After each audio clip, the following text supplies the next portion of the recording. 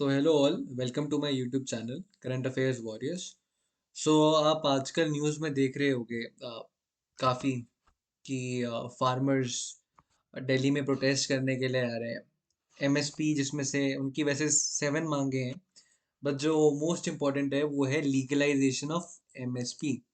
तो आज हम पढ़ेंगे एमएसपी के बारे में। सो आई थॉट कि स्टार्ट करेंगे एकदम बेसिक से, उसके बाद एडवांस लेवल के क्वेश्चंस तक जाएंगे, ताकि हमारा कोई भी क्वेश्चन आ जाए, जैसा भी क्वेश्चन आ जाए, तो हम उसका आंसर दे पाए एग्जाम्स में। ठीक है, from basic level to the highest level तक जाएंगे। सो बिना टाइम वेस्ट करे वीडियो स्टार्ट करते हैं। सो फर्स्ट मेरा जैसे रहता है कि फर्स्ट बेसिक से हम पढ़ाएंगे। तो एमएसपी की full form minimum support price, ये तो सबको पता ही होगा। ये कौन करता है? जब टाइप ऑफ मार्केट इंटरवेंशन है और एक गवर्नमेंट ऑफ इंडिया करती है to insure agriculture producers against any sharp fall in farm prices. ठीक है, तो मिनिमम सपोर्ट प्राइस एक मार्केट इंटरवेंशन है। मार्केट इंटरवेंशन आपको पता होगा कि मतलब उनकी मार्केट में एक इन्वॉल्वमेंट होती है government of India through it's agencies, mainly FCI, food corporation of India. So that कि अगर एग्रीकल्चर का आपको पता है कि हमारा जो नेशन है वो एग्रीकल्चर प्राइमरी उसका जहाँ पे एम्प्लॉयमेंट है वो एग्रीकल्चर है। सो अगर फार्मर्स पे इफेक्ट आएगा और एकदम से सप्लाई बढ़ गई, बहुत ज़्यादा पैदावार हो गई और प्राइस गिर गए किसी भी चीज़ के, तो गवर्नमेंट उस अपने एमएसपी से फार्मर्स को हार्म ना हो, वो सस्टेन कर पाए इस डिस्ट्रेस में, तो हम एमएसपी अनाउंस करती है। एमएसपी अनाउंस कब होता है? यहाँ पे लिखा हुआ है at beginning of the sowing season for certain crops on the basis of the recommendation of CACP. ये इंपॉर्टेंट आपको याद रखना है। 1965 में एक अटैच्ड ऑफिस है under ministry of agriculture and farmer welfare. ठीक है, इस मिनिस्ट्री के अंदर है, 1965 से ऑफिस है, commission for agriculture cost and prices. ठीक है, तो अभी हम इसके बारे में पढ़ेंगे कि डिटरमाइन कैसे करता है ये कमीशन ऑफ सीएसीपी। जो कमीशन है ये डिटरमाइन कैसे करता है कि कितना किस चीज का प्राइस होगा। तो आपको इतना यहाँ पे रट्टा ये मानना है कि मिनिमम सपोर्ट प्राइस गवर्नमेंट के मार्केट इंटरवेंशन है जो प्राइस सपोर्ट करता है इफ जो मार्केट प्राइस से नीचे अगर प्रोडक्ट का प्राइस गिर जाए। और जो सब कब अनाउंस होता है? At the beginning of the sowing season, जैसे जो खारिफ सीजन से पहले और राबी सीजन से पहले वो अनाउंस हो जाता है। ऑन द बेसिस किसकी रिकमेंडेशन पे गवर्नमेंट ऑफ इंडिया करती है? तो ये सीएसीपी है। तो नेक्स्ट स्लाइड में चलते हैं हम। अभी आगे डिटर्मिनेंट्स ऑफ एमएसपी। मैं इस वाली स्लाइड को और जो इसकी नेक्स्ट वाली स्लाइड है आपको रिकमेंड करूंगा कि आप दो बारी पढ़ लीजिएगा। डायरेक्ट क्वेश्चन आ सकता है क्योंकि एग्जाम मैं भी दे के आ चुका हूँ। तो इसमें से एक डिटर्मिनेंट्स में से भी आया हुआ है यूपीएससी प्रीलिम्स में क्वेश्चन। दूसरा आपका मेंस में भी ये काम आएगा ही आएगा, आपका आरबीआई का ईएसआई सेक्शन में भी ये काम आएगा ही आएगा। दूसरा, एक तो डिटर्मिनेंट्स ऑफ एमएसपी से पूछ लेते हैं। दूसरा, इसकी जो कॉस्ट होती है, अभी हम पढ़ेंगे A two cost, C two cost, F L cost जो है उसके बारे में भी हम इस वीडियो में बताया गया है। और तीसरा पूछता है कि इसके अंदर कौन सी कैटेगरी से, एकदम रट्टा वाला क्वेश्चन पूछ लिया था। जैसे मेरे को याद है कि नाइजर सीट से पूछा था कि सीएसीपी रिकमेंड करता है या नहीं करता। तो सीएसीपी एक, अब आपको पता है कि एक कमीशन है, तो वो काफी चीजें इकोनॉमिक डाटा को लेके एक प्राइस डिटरमाइन करेगी कि कि फार्मर को डिस्ट्रेस वाली सिचुएशन में मतलब पैसे एकदम गिर ना जाए उसके पास, वो लॉस में ना चले। यार आपको पता भी होगा, जैसे विदर्भ रीजन जो हो गया, महाराष्ट्र का बहुत फेमस रीजन है, वहाँ पे सुसाइड्स भी होती रहती हैं। तो आपको पता है कि फार्मिंग सेक्टर कितना ओवर पॉपुलेटेड है और कितने वहाँ पे फर्स्ट, क्योंकि वो रेनफॉल पे डिपेंड करता है, तो काफ़ी चीज़ें गलत हो सकती हैं। तो डिटर्मिनेशन कैसे करता है सीएपीसी? आपको रट्टा मार लेना है। दो बारी मैं बता रहा हूँ, दो बारी ये दो स्लाइड्स आप देखोगे ना, तो आपको ये याद, मतलब आपके सबकॉन्शियस माइंड में ना ये याद होता जाएगा। एक बारी से नहीं, रिवीजन करते रहिएगा इसकी बार बारी, तो अपने आप याद हो जाएगा। तो कॉस्ट ऑफ प्रोडक्शन, ठीक है, कॉस्ट ऑफ प्रोडक्शन ये अभी हम पढ़ेंगे, ये नीचे की स्लाइड्स में आपको मिलेगा ये कॉस्ट ऑफ प्रोडक्शन कैसे निकाला जाता है। आपको बस याद रखना है चेंजेस इन इनपुट प्राइसेस। अब आपको पता है कि फार्मिंग में क्या क्या चाहिए होता है, सीड्स के प्राइस में, फर्टिलाइजर के प्राइस में अगर चेंज आएगा, इरिगेशन है तो इलेक्ट्रिसिटी बिल्स, कितनी की सारी चीजें हैं, उसका भी ये changes in input prices. Input output price parity, रट्टा मार लो, ये पैरिटी अभी आपको समझने की जरूरत नहीं है। Trends in market prices, market में क्या प्राइस चल रहा है, demand and supply which is very important in terms of determination of market prices. फिर इंटरक्रॉप प्राइस पैरिटी। अब पैरिटी का आप ये मतलब समझ लो कि एक बैलेंस नहीं होता, बैलेंस की तरह देखो कि जैसे एक क्रॉप है, लेट्स से एक तरफ ऑरेंज है एक तरफ एप्पल है, तो किसकी कॉस्ट प्राइस ज्यादा रहता है कम रहता है उसको डिटरमाइन करके इंटरक्रॉप प्राइस पैरिटी से भी वो निकालते हैं। तो इनपुट आउटपुट प्राइस पैरिटी, ये चीज आपको याद रखनी है। तो एक बार फिर से रिवीजन करते हैं। Cost of production, changes in input prices, input output price parity, trends in market prices, demand and supply and intercrop price parity. आप इतना भी ये कॉमन सेंस से भी अगर आपके सामने क्वेश्चन आ गया ना, आपको एकदम एक तो ये चीज ये रट्टा मारने की जरूरत नहीं है। Common sense, cost of production में क्या क्या चीजें जाएंगी, इतना ऐसे डिटरमाइन आप खुद भी कर सकते हो ये चीजें, तो टिक करके आ जाना। और डिटर्मिनेंट्स इसके हैं, ठीक है। Effects on industrial cost structure, effect on cost of living, मतलब कॉस्ट ऑफ लिविंग में कितना इफेक्ट आएगा, क्योंकि आपको पता है कि लेट्स से जैसे industrial cost structure, cost of living, तो लेट्स से इकोनॉमी का हाई लेवल इकोनॉमी है, उसके जो पर कैपिटा इनकम है वो ज्यादा है, तो जाहिर सी बात है कि अगर आपकी पर कैपिटा इनकम ज्यादा होगी तो आप डिफरेंट वेजिटेबल यूज करेंगे। लेट्स से जनरलाइज नहीं कर सकते, लेट्स से आप नॉर्मल शिमला मिर्च जो होती है कैप्सिकम, ग्रीन कैप्सिकम खाते थे, लेट्स से आपका इनकम बढ़ गई और आप सोच रहे हो कि let's go for different type of meal, तो आप वो रेड पेपर लाओगे और वो येलो कलर का भी आता है। तो इंडस्ट्रियल कॉस्ट और कॉस्ट ऑफ लिविंग पे भी इफेक्ट करता है। हम मतलब अ, कि कॉस्ट कैसे डिटरमाइन होगी।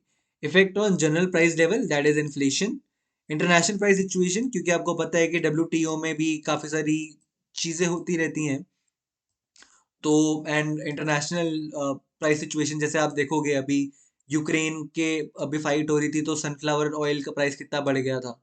तो इंटरनेशनल प्राइस से भी काफी चीजें होती है। पैरिटी फिर से balance between prices paid and prices received by the farmers, effect on the issues prices and implication for subsidies. आपको पता है गवर्नमेंट सब्सिडी देती है, subsidy as in electricity bills, इन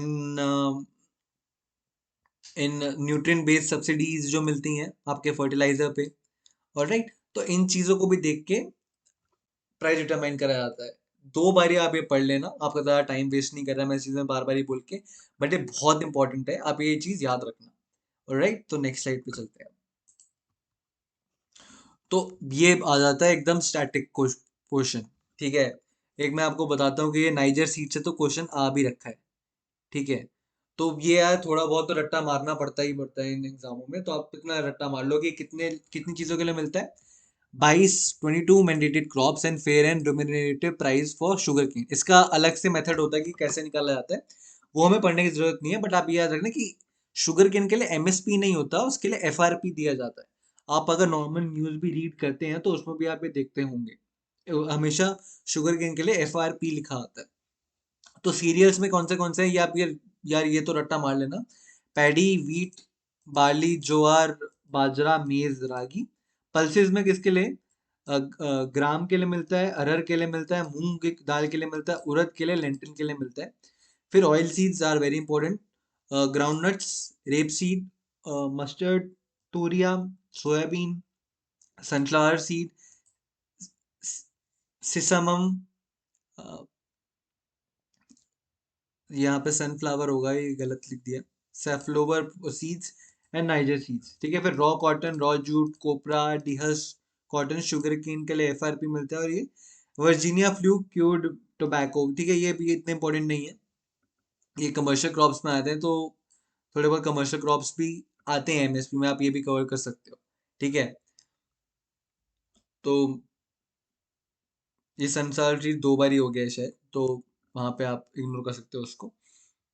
ये रट्टा मार लेना भाई, जो भी है ना ये जहाँ जितना भी लिखा हुआ है ये सारी चीजें रट्टा मार लेना, कितनी कितनी चीजों के लिए कहाँ कहाँ पे दिया जाता है, ठीक है। बहुत इंपॉर्टेंट है ये चीज, इससे फिर से बोलूंगा डायरेक्ट क्वेश्चन आ चुका है एग्जाम में, ऑलराइट।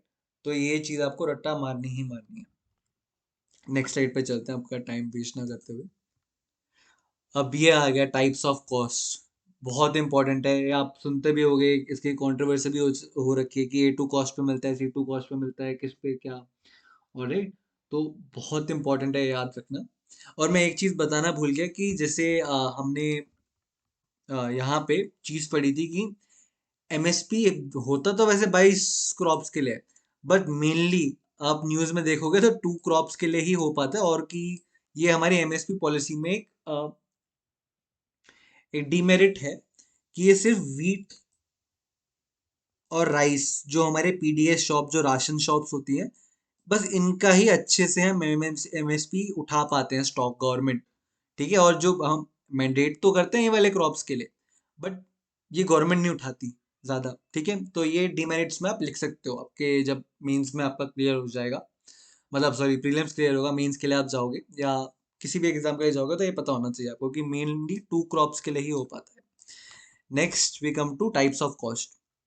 तो 3 काइंड्स ऑफ कॉस्ट है, A two plus F L, C2। ठीक है, इनकी कोई फुल फॉर्म नहीं है, याद रखना। A2 में क्या होता है, A2 covers all paid out, अभी मैं आपको सिर्फ रीड करके बता रहा हूँ, फिर एक्सप्लेन करूंगा। Covers all paid out cost directly incurred by the farmers in cash and kinds and seeds. ठीक है, तो A2 कॉस्ट वो कॉस्ट होती है जो फार्मर अपने पैसों से खरीदता है, मतलब जिसके लिए आप मान लो कि फिजिकली वो पैसे देता है। अब मैं फिजिकली इसलिए बोल रहा हूँ क्योंकि वर्चुअली एक चीज अभी और होगी, मतलब A2 प्लस FL में हम पढ़ेंगे। तो अब सोचिए कि वो पैसे जो उसके हाथ से निकल रहे हैं, वो किस किस चीजों के लिए निकलते हैं। सीड्स के लिए वो लेबर लेके आएगा अपने, उसके लिए फर्टिलाइजर के लिए, पेस्टिसाइड के लिए, लीज अगर लैंड करा हुआ है उसके लिए, फ्यूल, इरिगेशन वगैरह एक्सेट्रा। ऑलराइट, तो A2 कॉस्ट में सारी ये चीजें आ जाएगी जो एकदम फिजिकली कैश से वो खरीदता है। कैश, क्रेडिट, आप किसी भी चीज से मान लो, तो ये वाली कॉस्ट आ गई। तो ठीक है, अब A2 प्लस FL क्या होता है। तो A2 कॉस्ट हमने ये पढ़ ली, जो इन मतलब ऑल द कैश होता है, और FL होता है imputed value of unpaired family labour. मतलब कि लेट्स से अगर मैं अपनी फैमिली, मैं एक किसान हूँ, मैंने मेरे 2-3 बच्चे हैं, मैंने उनको साथ में काम पे लगा रखा है, तो जनरली सी बात है, आपको पता है इंटेंस लेबर होता है हमारे यहाँ पे। एंड जो 2 हेक्टेयर से जिनके फार्मिंग लैंड कम है, ज़्यादातर वही सस्टेनेबल फार्मिंग है हमारे इंडिया में। ठीक है, तो मैं अपने बच्चों को थोड़ी दूंगा सैलरी, तो वो इस कॉस्ट में, A2 प्लस FL कॉस्ट में, ये वाला फैमिली का लेबर भी इंक्लूड कर लेते हैं उस कॉस्ट में। ऑल राइट, तो ये होती है A2 प्लस FL कॉस्ट। अब C2 कॉस्ट होती है, वो मोर कॉम्प्रिहेंसिव है, जैसे कि rentals and interest for owned lands and fix capital assets. So C2 cost होती है कि A2 प्लस FL कॉस्ट, मतलब ठीक है, A2 कॉस्ट हो गई आपकी, जो आपने इन्वेंट सारा कैश देके, ये जो जैसे फार्मर हायर्ड लेबर्स वगैरह खरीदे। दूसरा हो गया A2 प्लस FL, जहाँ पे आपकी इम्प्यूटेड वैल्यू, मतलब आप पे नहीं करते हो, बट वो साइंटिफिकली एक तरीके से निकालते हैं वैल्यू, कि इनकी कॉस्ट या इनकी दिहाड़ी अगर मैं उनको पैसे दे रहा होता तो इतनी होती। तो A2 प्लस FL में वो भी इंक्लूड होता है। अब C2 होता है कि A2 प्लस FL और चीजें, लेट्स से कि मैं फार्मर हूँ और मेरा ही लैंड है, मैंने मतलब किसी की और फार्मर के लैंड पे मैं काम नहीं कर रहा, मेरा खुद का लैंड है, तो मेरे लैंड के पैसे थोड़ी आते हैं उसमें। मतलब अगर मैं खरीदता, मतलब अगर किसी से मैं किराए पे लेता लैंड, तो उसके पैसे भी तो देने होते। तो C2 कॉस्ट में जो मेरी लैंड के रेंटल्स हैं, अगर मैं किराए पे ले रखा होता तो वो वाली कॉस्ट भी ऐड होती है। And let's say capital assets like tractor हो गया, आपके टूल्स हो गए, तो उनके पैसे आपके तो खरीदे हुए हैं, अगर वो किराए पे लाता या किसी किसान विकास केंद्र से ले आता तो पैसे देने पड़ते हैं, तो वो इस वाली कॉस्ट में भी इंक्लूड हो जाता है। तो CAPC consider A2 plus FL plus C2 cost while recommending MSP। इतना याद रख लेना, ये कॉस्ट अच्छे से याद रख लेना। ऑलराइट, ये आता है एग्जाम में। Next slide is the end. तो आज का चैप्टर खत्म होता है। मेरे ख्याल से 10 मिनट की वीडियो होगी। जो मेन मुद्दा था 10 मिनट का था। 2 से 3 बारी देख लो MSP पे, फिर जो भी क्वेश्चन आएगा आप आराम से आंसर कर पाओगे इसका। MSP इस बारी पक्का पूछा जाएगा आपका एग्जाम में, आप कल शायद नोटिफिकेशन भी आ जाएगी UPSC की, तो एंड ढंग से तैयारी करो। जो न्यूज़ चल रही है उसके बारे में से, उनकी फार्मर्स की 7 लिस्ट है, 7 डिमांड्स की लिस्ट है, वो आपको पता होना चाहिए। SKM नॉन पॉलिटिकल वाले फार्मर्स आ रहे हैं। हरियाणा बॉर्डर, हरियाणा पंजाब बॉर्डर पे लड़ाई हो रही है अभी, मतलब थोड़ा बहुत तू तू मैं हुई है वहाँ पे अभी तो, मतलब क्योंकि दिल्ली को एक फोर्ट्रेस की तरह बनाती है। तो इस न्यूज़ को आप ढंग से पढ़ते रहें, एंड इससे क्वेश्चन आएगा ही आएगा। तो आपका टाइम ना वेस्ट करते हुए अब मैं ये वीडियो एंड करता हूँ। So all the best for your preparation and thank you for watching my video. If you like it, so please subscribe, like, share और कमेंट करना अगर कुछ भी गलत या सही लगा हो। So thank you for watching my video.